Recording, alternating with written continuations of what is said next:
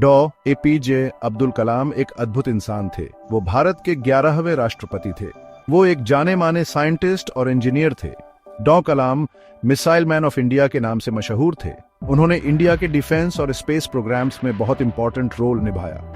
सब उन्हें प्यार करते थे और आज भी दुनिया भर में लाखों लोगों को इंस्पायर करते हैं। डॉ. कलाम का जन्म 15 अक्टूबर 1931 को हुआ था। उनका जन्म स्थान रामेश्वरम, तमिलनाडु, भारत था। वो एक साधारण परिवार से थे। बहुत सी मुश्किलों का सामना करने के बावजूद उन्होंने एक्स्ट्रॉर्डिनरी चीजें हासिल की। उन्हें एजुकेशन की पावर पर यकीन था। उन्होंने भारत के विकास के लिए बहुत मेहनत की। डॉ. कलाम ने दुनिया पर एक अनफॉरगेटेबल छाप छोड़ी। उनकी लाइफ हार्ड वर्क और डेडिकेशन का एक एग्जाम्पल है। उन्होंने हमें दिखाया कि डिटर्मिनेशन से कुछ भी पॉसिबल है। वो आज भी हम सब के लिए एक इंस्पिरेशन है। डॉ. कलाम की शुरुआती जिंदगी चैलेंजेस से भरी थी। उनका जन्म रामेश्वरम के एक साधारण परिवार में हुआ था। उनके पिता एक बोट ओनर थे और मां एक होममेकर थीं। उन्होंने अपने परिवार का पालन पोषण करने के लिए कड़ी मेहनत की। डॉ. कलाम में सीखने की बहुत तीव्र इच्छा थी। उन्होंने अखबार बेचकर अपने परिवार की मदद की। इससे उन्हें अपनी पढ़ाई का खर्च उठाने में मदद मिली। वो स्कूल जाने के लिए कई किलोमीटर पैदल चलते थे। पढ़ाई में वो हमेशा अव्वल रहे। उनमें स्वाभाविक रूप से जिज्ञासा थी। उन्हें साइंस और मैथमेटिक्स में बहुत इंटरेस्ट था। स्कूल की पढ़ाई पूरी करने के बाद उन्होंने हायर एजुकेशन हासिल की। उन्होंने मद्रास इंस्टीट्यूट ऑफ टेक्नोलॉजी से एरोनॉटिकल इंजीनियरिंग की डिग्री ली। उनके शुरुआती एक्सपीरियंसेस ने उनके कैरेक्टर को आकार दिया। उन्होंने हार्ड वर्क की वैल्यू सीखी। उन्होंने परसिवियरेंस की इंपॉर्टेंस को समझा। आगे चलकर यही क्वालिटीज उनकी लाइफ और करियर को डिफाइन करेंगी। वो अपनी रूट्स कभी नहीं भूले। वो जिंदगी भर जमीन से जुड़े रहे। डॉ. कलाम ने भारत के डिफेंस और स्पेस प्रोग्राम्स में क्रूशल रोल निभाया। वो 1958 में defence research and development organisation DRDO में शामिल हुए। उन्होंने कई प्रोजेक्ट्स पर काम किया।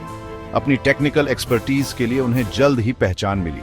उन्होंने भारत के पहले indigenous satellite launch vehicle SLV-3 के डेवलपमेंट में इंपॉर्टेंट भूमिका निभाई। ये भारत के लिए एक बहुत बड़ा माइलस्टोन था। इसने भारत को स्पेसफेरिंग नेशंस के एलीट क्लब में शामिल कर दिया। डॉ. कलाम ने अग्नि और पृथ्वी जैसी बैलिस्टिक मिसाइल्स के डेवलपमेंट में भी की रोल निभाया। इन मिसाइल्स ने भारत की डिफेंस कैपेबिलिटीज को काफी बढ़ाया। अपने कॉन्ट्रीब्यूशंस के लिए उन्हें मिसाइल मैन ऑफ इंडिया का खिताब मिला। DRDO और ISRO में उनके काम ने उन्हें नेशनल रिकॉग्निशन दिलाई। उन्हें 1981 में पद्म भूषण से सम्मानित किया गया। ये साइंस और इंजीनियरिंग में उनके एक्सेप्शनल कंट्रीब्यूशंस की रिकॉग्निशन में था। उन्होंने बिना थके काम करना जारी रखा। उन्होंने कई यंग साइंटिस्ट और इंजीनियर्स को इंस्पायर किया। उन्हें टेक्नोलॉजी की पावर से भारत को बदलने पर यकीन था। 2002 में डॉ. कलाम भारत के 11वें राष्ट्रपति चुने गए। वो इस प्रेस्टिजियस पोजीशन पर आसीन होने वाले पहले साइंटिस्ट थे। उन्हें जनता के राष्ट्रपति के रूप में जाना जाता था। अपनी ह्यूमिलिटी और एक्सेसिबिलिटी के लिए उन्हें बहुत प्यार किया जाता था। उन्होंने देश भर के स्कूल्स और कॉलेजेस का दौरा किया। उन्होंने स्टूडेंट्स के साथ बातचीत की और उन्हें बड़े सपने देखने के लिए इंस्पायर किया। अपने प्रेसिडेंसी के दौरान उन्होंने एजुकेशन, यूथ एम्पावरमेंट और नेशनल डेवलपमेंट पर फोकस किया। उन्हें भारत के यूथ की पोटेंशियल पर यकीन था। उन्होंने एजुकेशन और इनोवेशन को बढ़ावा देने के लिए कई इनिशिएटिव्स लॉन्च किए। उन्होंने नेशनल प्रोग्रेस के लिए साइंस और टेक्नोलॉजी की इंपॉर्टेंस पर जोर दिया। उनका प्रेसिडेंसी एक डेवलप्ड इंडिया के उनके विजन से मार्केट था। उनका मानना था कि भारत एक ग्लोबल लीडर बन सकता है। उन्होंने अपने विजन और ह्यूमन स्पिरिट की पावर में अपने अटूट विश्वास से लाखों लोगों को इंस्पायर किया। डॉ. कलाम के एक्सेप्शनल कंट्रीब्यूशंस के लिए उन्हें कई अवार्ड्स और ऑनर्स मिले। उन्हें 1990 में पद्म विभूषण और 1999 में भारत के सर्वोच्च नागरिक पुरस्कार भारत रत्न से सम्मानित किया गया। उन्हें दुनिया भर की 48 यूनिवर्सिटीज और इंस्टीट्यूशंस से ऑनररी डॉक्टरेट्स मिली। ये अवार्ड्स उनकी रिमार्केबल अचीवमेंट्स और ग्लोबल स्टैचर का प्रमाण थे। फिर भी वो अवार्ड्स या रिकॉग्निशन से ड्रिवन नहीं थे। डॉ. कलाम अपने देश और मानवता की सेवा करने की गहरी इच्छा से ड्रिवन थे। वो जिंदगी भर हम्बल रहे और दूसरों को इंस्पायर करने के लिए अपने प्लेटफॉर्म का इस्तेमाल करते रहे। उनका मानना था कि हर किसी में डिफरेंस लाने की क्षमता होती है और उन्होंने यंग पीपल को अपने ड्रीम्स परस्यू करने के लिए इनकरेज किया। डॉक्टर कलाम ने दुनिया को दिखाया कि हार्डवर्क और डिटर्मिनेशन से कुछ भी पॉसिबल है। सेक्शन 6, युवाओं को सशक्त बनाना। कलाम का मानना था कि यूथ एम्पावरमेंट भारत की प्रोग्रेस के लिए बहुत जरूरी है।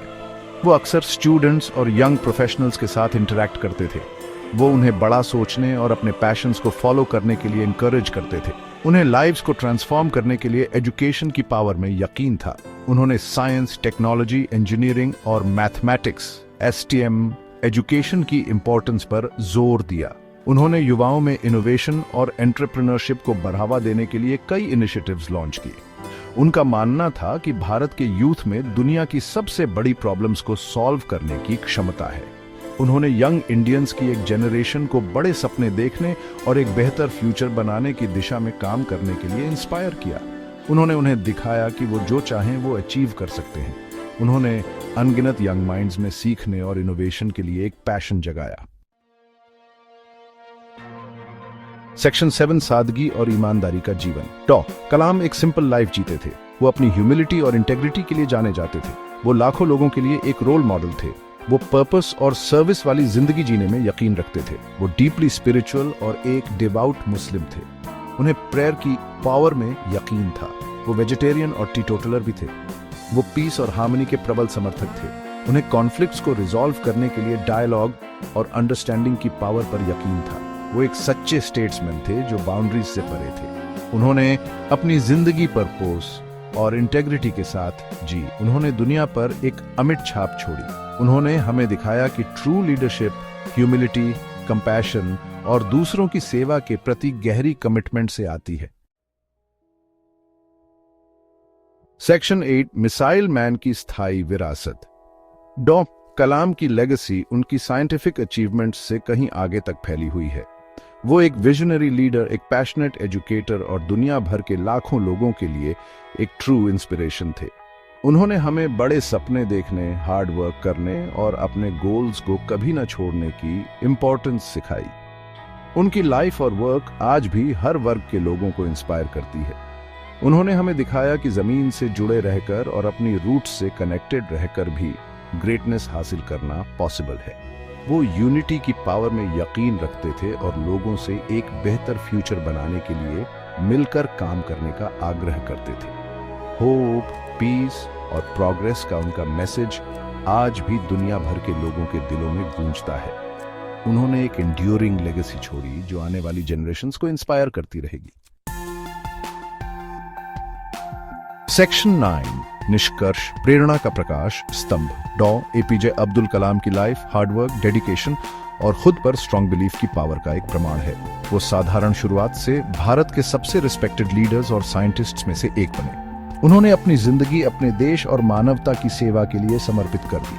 वो एक सच्चे विजनरी थे जो इंडिया को बदलने के लिए एजुकेशन, टेक्नोलॉजी और इनोवेशन की पावर में यकीन रखते थे। उन्होंने अपनी ह्यूमिलिटी, अपने अटूट ऑप्टिमिज्म और सभी के लिए एक बेहतर फ्यूचर बनाने के प्रति अपनी गहरी कमिटमेंट से लाखों लोगों को इंस्पायर किया। कलाम भले ही चले गए हों, लेकिन उनकी स्पिरिट और उनकी लेगेसी हमेशा जिंदा रहेगी। उन्हें हमेशा भारत के मिसाइल मैन, जनता के राष्ट्रपति और सबसे ज्यादा आने वाली जनरेशंस के लिए एक प्रेरणा के प्रकाश स्तंभ के रूप में याद किया जाएगा।